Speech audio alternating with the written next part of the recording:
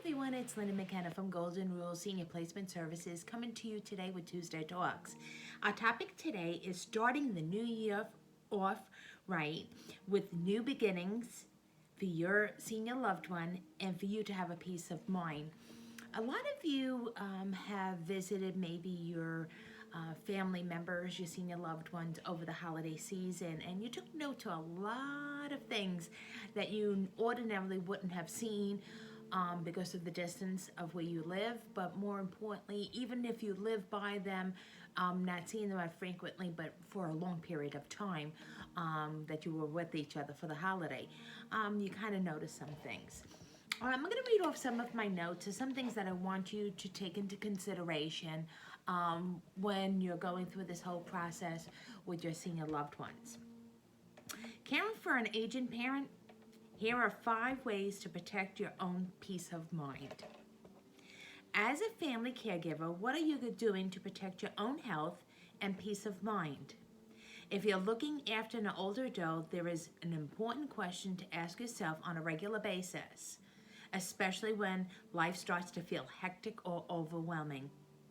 Caregiving can be very stressful and time-consuming.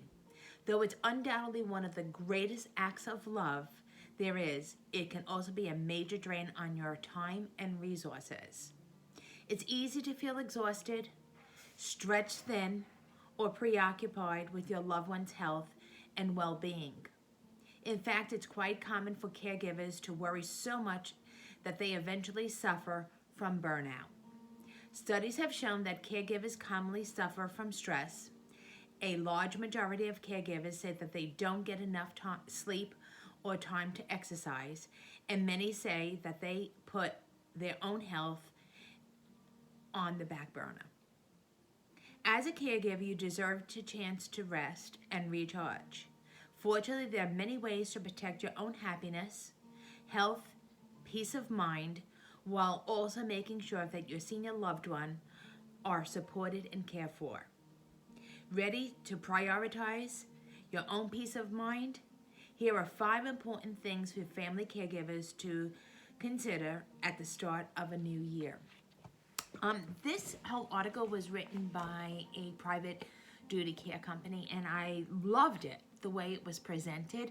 So some of it might be presented that way as getting a private duty care service into your senior loved one's home in lieu of you doing it all. But I see from both perspectives that might be a great solution for you and your family and your senior loved one. But also there is also consideration for senior living community that you still want to partake in a lot of the routines of your loved ones being taken care of. But more importantly, it's also a better safety net, because I'm going to talk about stimulation as well too. When they're home, not much is changed other than them being cared for, but they're not stimulated. Okay. 1, just know the signs of potential trouble. As a caregiver, remember that there's a limit of what you can do alone. You're not Superman or Superwoman or Wonder Woman, and there may come a time when the best thing you can do for your senior loved one and yourself is to reach out for help. It's important for family caregivers to be aware of some common yellow flags. I love that. Instead of a red flag, yellow flags, which can indicate that it may be time to bring in additional support or look to an option. Generally, there are 2 major areas to watch out for. Signs that it's time for additional care and attention may come from your elderly loved one or from yourself. First, it's vital to keep a close eye on your senior loved one's own health status and living conditions. It may be time to seek help, such as hiring a professional, senior companion service, assisted living, if you notice some of these common warning signs. 1, your senior loved one is unable to keep up with daily activities, such as bathing, walking, cooking, grooming, toileting, and eating. You notice dramatic changes in their appearance, such as weight loss, bruising, or poor grooming and hygiene. Your loved one's living environment has become messy, cluttered, or dangerous to their own mobility. You may notice piles of laundry, mail piling up, dust or grime on surfaces, or unkempt yard, and so on. Your older adult relative has become withdrawn and socially isolated. You notice mental and behavioral changes in your elderly loved one, such as frequent memory lapses and confusion, mood swings, poor speech, and angry and abusive behavior. Similarly, it's also take time stock of your own personal circumstances and well-being, because for the sake of your own peace of mind and the quality of your loved one's care. Are you experiencing excessive strain, stress, fatigue, symptoms of burnout? Be mindful of your feelings and regularly make time to check in with yourself. Ask such questions as, I'm angry, irritable all the time. I'm tired. I'm suffering in ill health. I have lost interest in things that I love to do. All of these are signs that it may be time to seek additional help in order to give you back your health, comfort, and safety, and of course one for your loved one as well. With that in mind, as a family caregiver, it is important to always take steps to protect your own health. You want to drink plenty of water, same thing with your senior loved one. Get a healthy amount of sleep every night. Make time to exercise and stay active. Keep up to date with any medications you may be taking. Talk to someone if you need help, such as a therapist or support group. Keep up with your own personal doctor's appointments and visits. Now, you see how it is. These are the things that we're generally as caregivers doing for our senior loved ones. Imagine if all that is taken away and somebody else is doing that. That means maybe living in a senior living community or having somebody come in and take care of your family member like a companion service. Some things are relatively stay the same if somebody is a live-in or a companion service because, again, stimulation, you want that stimulated activity. So it's not in existence every day. There's something for them to look forward to. So see how parallel your peace of mind and your neglect on yourself is very parallel to what your experience with your senior loved ones. So 3, give yourself a break. A lot of people think of the idea of doing respite, and it gives you a little bit of break as being a senior loved one caregiver. It also gives them an experience, them going on a respite stay at a assisted living community. It gives them a taste of what they're missing and what they can really look forward to. So I always say in most senior living communities, 1 week is certainly not enough.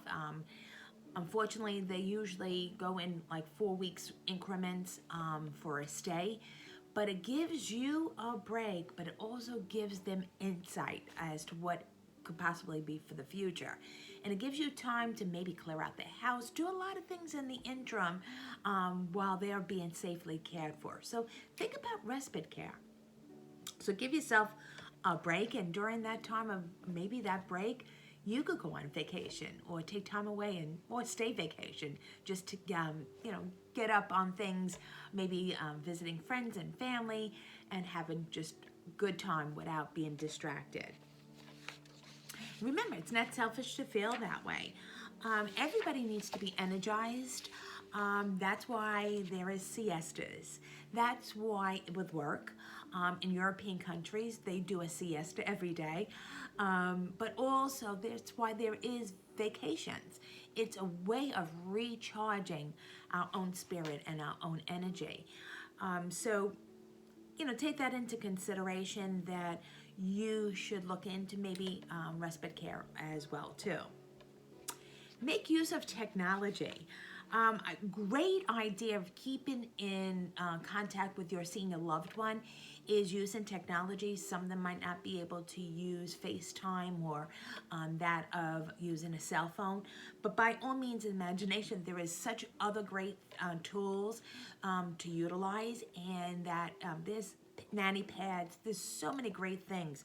So technology is great as well too. There's also medication reminders and dispensers to help your senior loved one. There's also, support groups online if you could get them acclimated into group situations. If they, you can navigate it with them on online group, and also an online support group for yourself. And then seek out really what's for the future.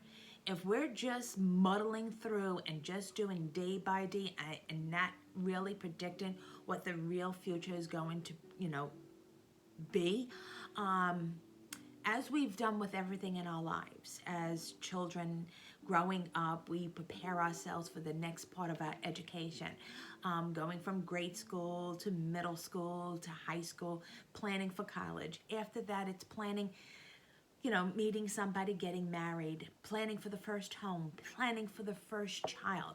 You see how we're always planning ahead? Why are we not doing that with our senior loved one? That's part of the evolution of time, is being there and planning ahead. I could always say from personal experience and also professional experience, don't wait till it's imminent, because then you have to make quick decisions that you probably would have not made if you had more time. Okay, so think of that as well too.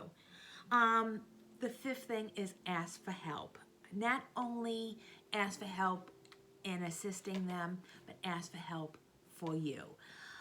That's why a placement service like mine, which is Golden Rule Senior Placement Service, is helpful. We know the ins and outs of what is the most appropriate senior living community for your loved one. We know pricing, we know licensure, we know what the care levels can be provided. We know what incentives there are. We know which ones are the likable ones in the community. So needless to say, using our services at Golden Rule is a help to you, and it's complimentary. So why not go with an expert, opinion, someone that's going to navigate you and really hold you by the elbow and guide you the right way. It is overwhelming to do that. I could recommend a lot of resources. If it's private duty, I could recommend attorneys. I could recommend mobile physician groups, home health. I do all that, and it's all with years of experience. So ask for help, and I'm here to help you.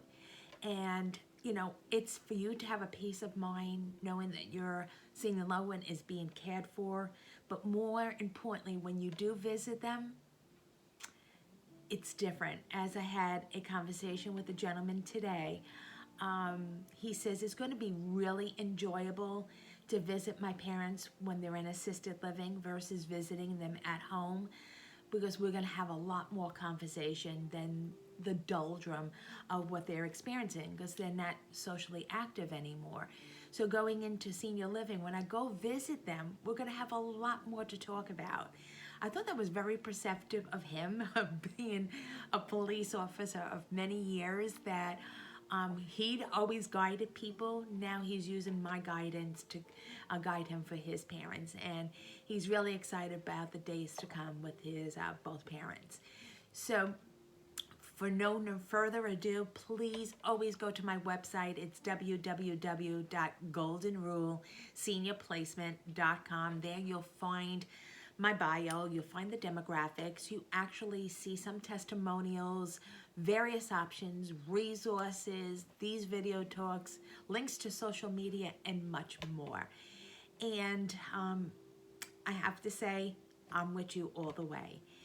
And before we part, I'm wearing this t-shirt in honor for our last beloved golden girl, who is now heavenly bound. It's Betty White. And yes, it's only a few short days before she celebrated her 100th birthday. But what she leaves behind us all, and not only in laughter, but in love, is good memories of really what it's like to be a golden girl. So here's to you, Betty, and happy birthday. We'll be celebrating you today, January 17th, and always. Thank you for tuning in today, and I look forward to meet with you next week for Tuesday Talks with Linda McKenna of Golden Rule Senior Placement Services. Bye-bye now.